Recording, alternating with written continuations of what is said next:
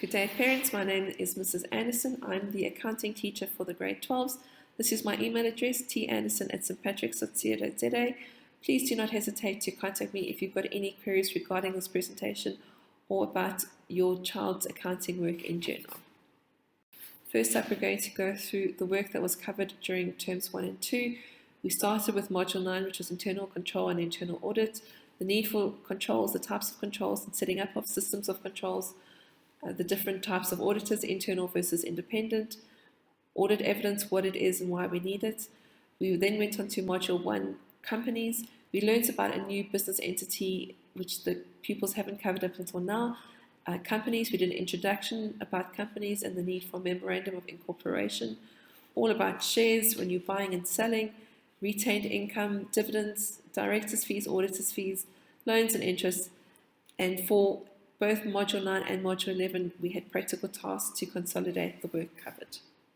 In Term 1, we continued with Module 2, the companies, and everything to do with year-end procedures and final accounts. Module 3, which is the company financial reporting, all the adjustments and procedures that happen at the end of the year, especially if it pertains to companies. And we learned about the cash flow statements and did many exercises on the cash flow statements.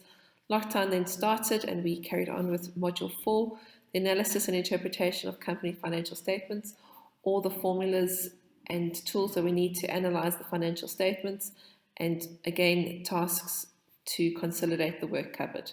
We then carried on to Module 5, which is all about the audit report and the annual financial statements, and all the supplementary reports that need to go into the annual financial statements, the independent auditors report and the directors report. We then moved on to Module 12, which is all about value-added taxation. We learned about the general principles of VAT, and we're reminded about amounts being inclusive and exclusive of VAT. And we calculated, do we owe money to SARS or does SARS owe us money with the movements in the VAT account? And then we did practical tasks to consolidate all the work. We covered Module 11, which is all about reconciliations. So we went through revision from grade 11 for the bank reconciliation and the creditors reconciliation. Grade 12's work, we focused more on the analysis of the reconciliation, so we did many tasks on that. And we also covered the age analysis of the debtors' control accounts.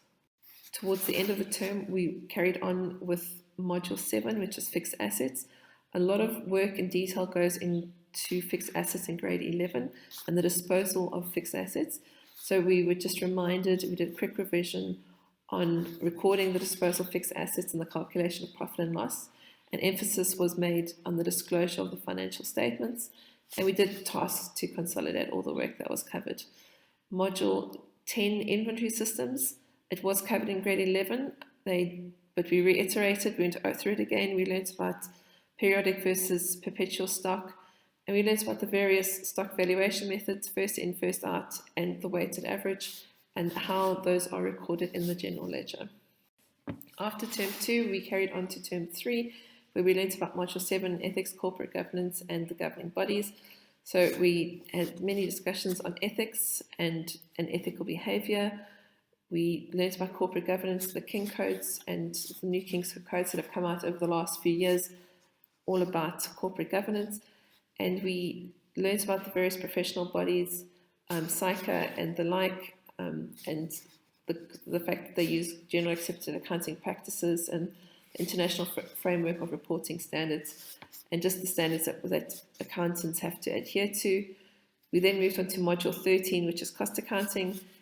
It is a bit of revision from last year's work, but we went through new stuff with the production cost statements and the analysis of production cost statements. And now we're on to our final module, which is Module 14, which is budgeting.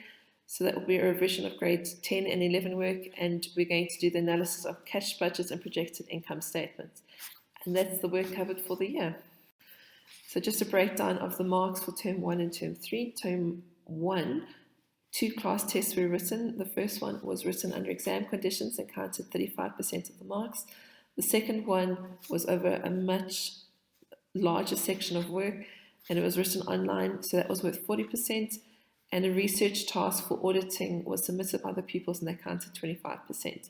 The Term 3 marks are going to be allocated in a similar format to the final exams, and It's going to consist of the prelim exam, which is called Count 75%. Test 3 is a class test that's going to be written, will be 2%. Test 4, another small class test, will be 3%. And a research task 1 from the first term will count 10%. And the research task 2, which they are currently have submitted and is up for marking, is going to count 10%. And onto the September exam, the preliminary examination, and what the pupils can expect.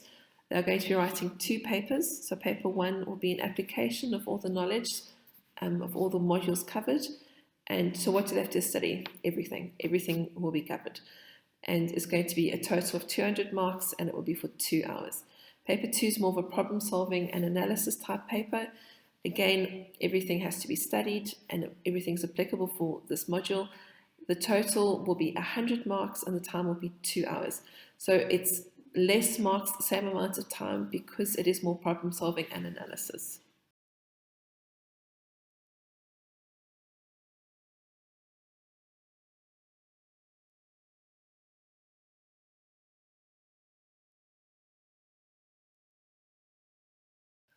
This concludes the presentation. I hope that you have found it helpful and informative. If you have any queries or questions, please do not hesitate to contact me. And I'd like to wish you a good day and everything of the best for you and your child.